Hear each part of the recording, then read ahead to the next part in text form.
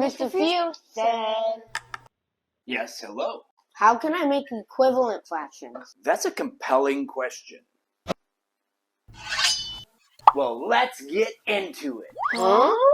A quick and easy way to make equivalent fractions is to use multiplication. I start with doubling, which is multiplying by 2. You take a fraction and you simply multiply both the numerator and the denominator by 2. You double both of them. Think of a pizza that's been cut into 4 pieces. If you have one of them, you have 1/4. But if you cut that pizza again, doubling the amount of pieces, instead of 1/4, you've just created 2/8.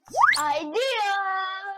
When you double both the numerator and the denominator, they grow at the same rate, remaining equivalent. Let's look at 1/3. If you double the numerator 1, it becomes 2. Double the denominator 3, it becomes 6. You can see that 1/3 and 2/6 are equivalent. They take up the same amount of space, making them equivalent. They're equal. Ooh, now an equal flavor.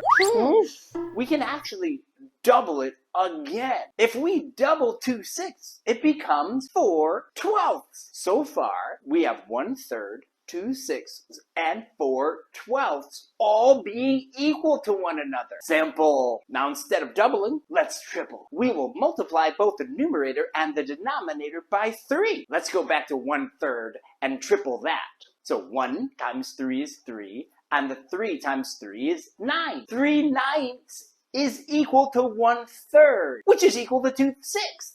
Which is equal to 4/12. Wow!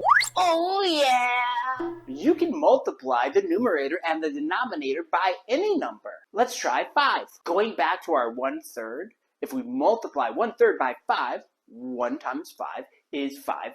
3 times 5 is 15. 5/15 is equal to 1/3, which is equal to 2/6. 4/12. 3/9. Ba-bang, pa-pow! Explosions! To review, making equivalent fractions is simple. Easy. Simply multiply the numerator and the denominator by the same number. You can double them, you can triple them, you can quadruple them, and they will grow at the same rate, remaining equivalent. Get it?